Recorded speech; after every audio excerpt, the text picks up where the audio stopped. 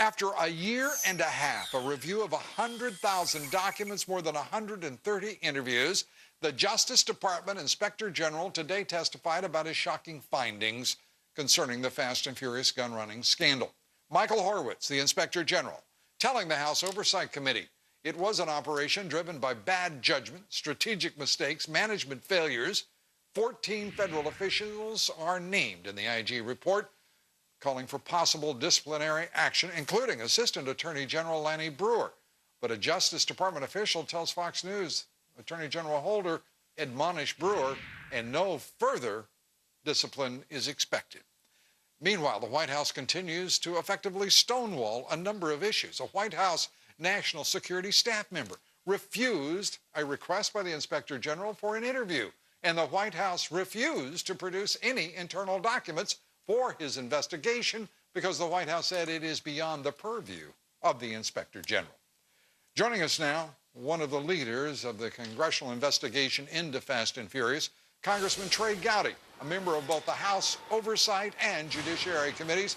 Congressman Gowdy, first, thank you for being here. Secondly, this report, I'm going to say at the very outset, a year and a half in the making. Was it worth the wait?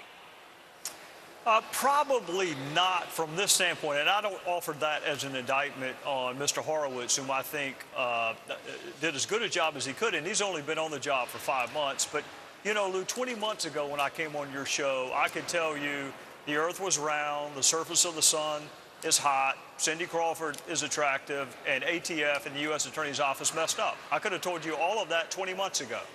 What I think we know now that some of us knew back then, but the validation comes from this independent body that is not shackled by the politics that gets at Mr. Ice and Mr. Chaffetz and myself. But we had an independent, neutral arbiter who, by the way, is friends with Eric Holder and friends with Lanny Breuer. And well, he concluded. I would say to you, sir, that I will give you my opinion to keep this a fair and balanced interview. To me, this document is more a defense document. It is more a public relations document than it is a strong report on a vigorous investigation. I find it, let's take a look at one of the first comments. I'd love to get your view on a couple of the things that the Inspector General said. So if we could put up that first full screen, please. ATF and the U.S. Attorney's Office share equal responsibility for the strategic operational failures in Operations Wide Receiver and Fast and Furious. This Inspector General in his report conflates Wide Receiver and Operation Fast and Furious, and for the life of me, I cannot imagine why, and why it would not occur to him that one of the discrete, subtle differences is that no one died in Wide Receiver, and at least 201 people died in Operation Fast and Furious. They were murdered. That's a big distinction. Here's another distinction. At least in Wide Receiver, they made an effort to interdict the weapons, although that effort was unsuccessful. I get the sense that he started with Wide Receiver to try to build credibility with the Democrats on the committee who are constantly clamoring to go back to the Bush administration for every issue that ails this country. I read that as kind of a bone he threw to them to say, okay, you want to talk about Wide Receiver? We'll talk about it, but that does not mitigate or excuse Fast and Furious. Well, let's take a look at another one, if we can bring up this full screen quotation from the report. We concluded, said the Inspector General, Mr. Horowitz, as did the Department of Justice, that its February 4th, 2011 response letter to Senator Grassley contained inaccuracy, particularly its assertion that ATF makes every effort to interdict weapons that have been purchased illegally and prevent their transportation to Mexico. My Lord! Inaccuracies? And actually, Lou, as you well know, we actually knew that before the Inspector General concluded it. But I want to offer a couple of things that I think, and again, in the court of public opinion, we get blamed so much as this is a political witch hunt. Y'all just want Eric Holder. Here's somebody who likes Eric Holder and cited deficiency after deficiency after deficiency within the Department of Justice. The wiretap application process, this Inspector General used to preside over that when he was at the Department of Justice. We asked the Attorney General repeatedly in committee hearings, are you sure there was nothing in these wiretap applications to put the reader on notice of gun walking? And at first he said, well, I haven't bothered to read the wiretap applications. And then he said, yes, Yeah. I'm sure there's not. Guess what? He was wrong. You're talking about Lanny Brewer.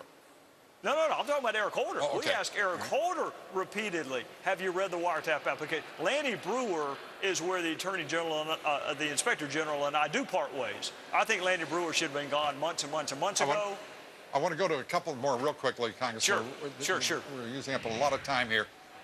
We further found that given the Deputy Assistant Attorney General Weinstein's discovery in March and April of gun walking issues in Operation Wide Receiver, coupled with the information he learned about Operation Fast and Furious, should have caused him to read the affidavit and ask questions about the operational details of Operation Fast and Furious.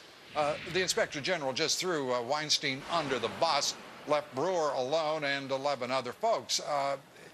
I understand the way things work there in Washington and how everybody's got to have a little piece of the action. But the American people have got to be able to look to an Inspector General and seek the truth here. Because even this Inspector General concluded that they lied in February of last year, they lied again in May, and they didn't correct their record woefully until months later. I mean, well, I'll do you one better than that. We asked repeatedly about Lanny Brewer today. Lanny Brewer forwarded that February 4th letter that you just made reference to his personal private email account, and he responded, good job. Now, when the Inspector General asked Lanny Brewer, did you read the letter, he said, I don't recall that I did. The Inspector General is not the FBI. He's not a federal prosecutor. He can't pursue criminal charges. Essentially, he has to take him at his word, I don't recall. Now, you and I do not have to take him at his word. It is balderdash that he didn't read it. He's not a historian. He's not an archivist. Why else would you forward a letter to your personal email account? And the Attorney General should get rid of Lanny Brewer. Not the Inspector General. The Attorney General should get rid of him.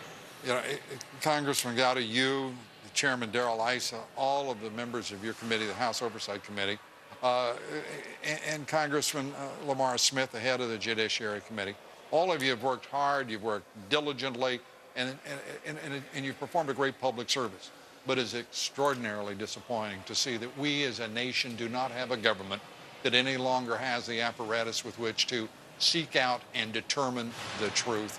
Either that or we do not have the public servants in the executive branch of the United States who feel a compelling responsibility to perform that service for the American people. We thank you very much, Congressman Trey Gowdy. Thank you, Lou.